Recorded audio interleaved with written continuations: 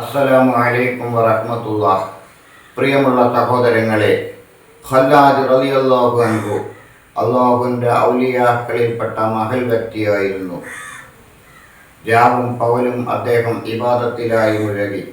ഒരു മലയുടെ മുകളിൽ വെച്ചായിരുന്നു അദ്ദേഹം അള്ളാഹുവിന് ഇബാദത്ത് ചെയ്തിരുന്നത്. ഒരു ദിവസം മലയുടെ മുകളിൽ ഒരു ആട്ടിടയൻ തൻ്റെ ആടുകളുമായി എത്തി. ആ നാട്ടിലെ രാജകൊട്ടാരത്തിലെ ആട്ടിടയനായിരുന്നു അവൻ. കുറച്ചു ദിവസം ആട്ടിടയനും ആ മലമുകളിൽ തങ്ങി. ഒരു ദിവസം ഖല്ലാദ് റളിയല്ലാഹു അൻഹു ആ ആട്ടിടയനോട് ചോദിച്ചു, നമുക്ക് ഒരു ആടിനെ അറുത്ത് ഭക്ഷിക്കുകയല്ലേ? നീ തിരിച്ചു പോകുമ്പോൾ പകരം നിനക്ക് ഞാൻ ഒരു ആടിനെ നൽകാം. അത് കേട്ടപ്പോൾ അവനിക്ക് സന്തോഷമായി. അവൻ സമ്മതിച്ചു. അവർ ഒരു ആടിനെ അറുത്ത് ഭക്ഷണം പാകം ചെയ്ത് കഴിച്ചു.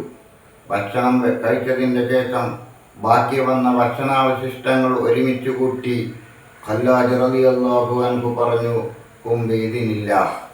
അപ്പോൾ പുതിയ ഒരു ആട് രൂപപ്പെട്ടു. അദ്ദേഹം ആ ആടിനെ അവനിക്ക് നൽകുകയും ചെയ്തു. അങ്ങനെ ഇടയ്ക്കിടയ്ക്ക് ഈ പ്രവൃത്തി അവർ ചെയ്തുകൊണ്ടിരുന്നു. ഒരു ദിവസം ആട്ടിടയൻ മലയിറങ്ങി. അവൻ കൊട്ടാരത്തിലെത്തി. ആ ഇടയ്ക്ക് രാജകൊട്ടാരത്തിലെ ഏകമകൾ മരണപ്പെട്ടു.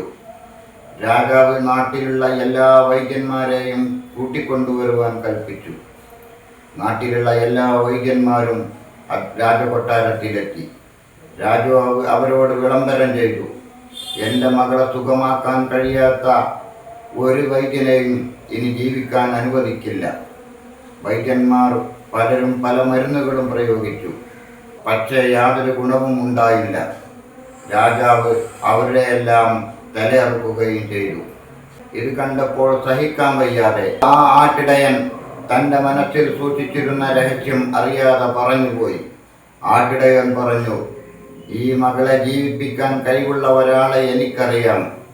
അദ്ദേഹം ഒരു മലയുടെ മുകളിൽ ഇബാദത്ത് ചെയ്യുന്നുണ്ട്. രാജാവ് ഭടന്മാരെ ആ മലയുടെ മുകളിലേക്ക് പറഞ്ഞയച്ചു. അവർ ആ മലയുടെ മുകളിൽ ചെന്ന് ഖല്ലാദ് റളിയല്ലാഹു അൻഹുവിനെ പിടിച്ച് രാജകൊട്ടാരത്തിലെത്തിച്ചു. ഖല്ലാദ് റളിയല്ലാഹു അൻഹുവിനോട് രാജാവ് പറഞ്ഞു, എനിക്ക് ആകെ ഒരു മകളാണുള്ളത്, അവളെ ജീവിപ്പിക്കണം.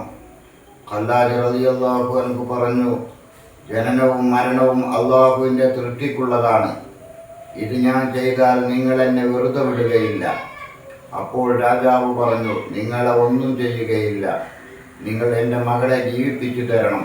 എനിക്ക് മറ്റൊരു മകളില്ല, എൻ്റെ ഏക മകളാണ് അവൾ.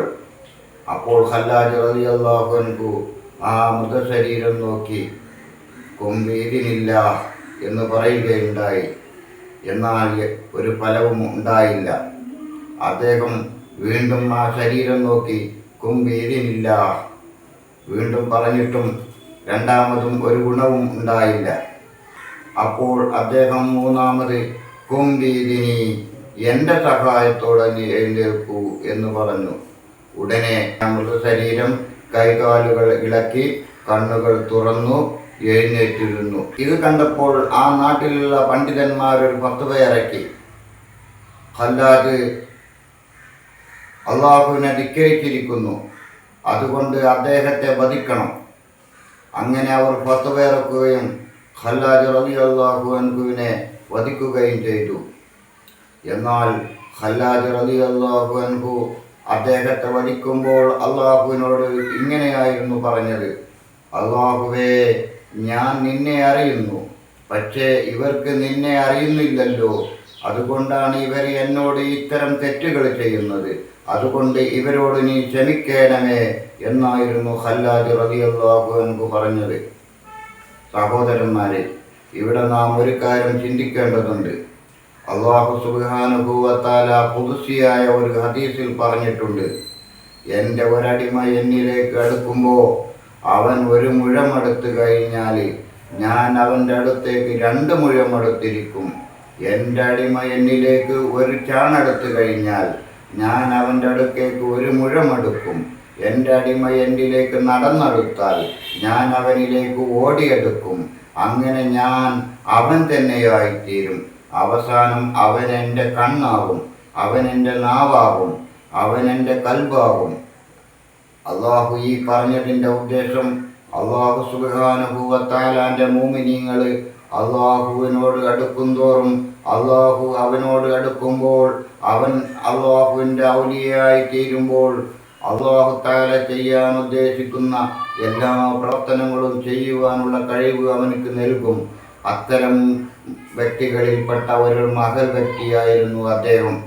എന്നാൽ അള്ളാഹുവിൻ്റെ അനുവാദത്തോടുകൂടെ ഇതിൻ്റെ മുമ്പും പലരും മരിച്ചവരെ ഹയാത്താക്കിയിട്ടുണ്ട്.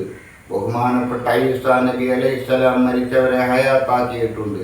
ആദരവായ റസൂൽ സല്ലല്ലാഹു അലൈഹി വസല്ലമ തങ്ങളും മരിച്ചവരെ ഹയാത്താക്കിയിട്ടുണ്ട്. ബഹുമാനപ്പെട്ട ഖാജ മുഈനുദ്ദീൻ ചിശ്തി റളിയല്ലാഹു അൻഹു മരിച്ചവരെ ഹയാത്താക്കിയിട്ടുണ്ട്. എന്നാൽ ഇതൊന്നും അവരുടെ സ്വന്തം കഴിവ് കൊണ്ടാണെന്ന് പറഞ്ഞിട്ടില്ല. ഇതെല്ലാം അള്ളാഹു അവർക്ക് നൽകിയ കറാമത്തുകൾ കൊണ്ടായിരുന്നു അവർ ചെയ്തത്. പക്ഷേ അദ്ദേഹത്തെ ഇഷ്ടപ്പെടാത്ത, അദ്ദേഹത്തിൻ്റെ പ്രവൃത്തികളോട് വെറുപ്പ് തോന്നിയ ആ നാട്ടിലെ പണ്ഡിതന്മാർ അദ്ദേഹത്തെ ദൈവധിക്കാരിയായി കണക്കാക്കുകയും അദ്ദേഹത്തെ കൊല്ലുകയും ചെയ്തു. ഈ സംഭവത്തെക്കുറിച്ചാണ് ബഹുമാനപ്പെട്ട ഗൗസുൽ ആലമിൻ്റെ മുഹിയുദ്ദീൻ മാല എന്ന മാലയിൽ മുഹിയുദ്ദീൻ ശൈഖ് പറഞ്ഞതായിട്ട് ഖാദി മുഹമ്മദ് എന്നിവർ രേഖപ്പെടുത്തിയത്. ഖല്ലാദെ കൊല്ലുന്നാളന്നു ഞാനുണ്ടെങ്കിൽ അവർക്കൈ പിടിച്ചേനെ ഞാനെന്ന് ചെന്നോവർ. ഖല്ലാദി എന്ന പ്രിയപ്പെട്ട വലിയനെ കൊല്ലുന്ന സമയത്ത് ഞാൻ അന്ന് ജീവിച്ചിരിപ്പുണ്ടായിരുന്നെങ്കിൽ ഞാൻ അതിന് അനുവദിക്കില്ലായിരുന്നു, അവരുടെ കൈ ഞാൻ തടുക്കുമായിരുന്നു എന്നാണ് മുഹിയുദ്ദീൻ ശൈഖ് പറഞ്ഞത്. ഇത് സൂചിപ്പിക്കുന്നതാണ് പ്രസ്തുത വരി. ഈ ചാനൽ നിങ്ങളെല്ലാവരും സബ്സ്ക്രൈബ് ചെയ്യണം. നിങ്ങൾക്കെല്ലാവർക്കും അല്ലാഹു സുബ്ഹാനഹു വ തആല ആരോഗ്യമുള്ള ദീർഘായുസ്സും ഇബാദത്ത് ചെയ്യുവാനുള്ള സന്മനസ്സും നൽകട്ടെ. ആമീൻ. അസ്സലാമു അലൈക്കും വറഹ്മത്തുള്ളാഹി.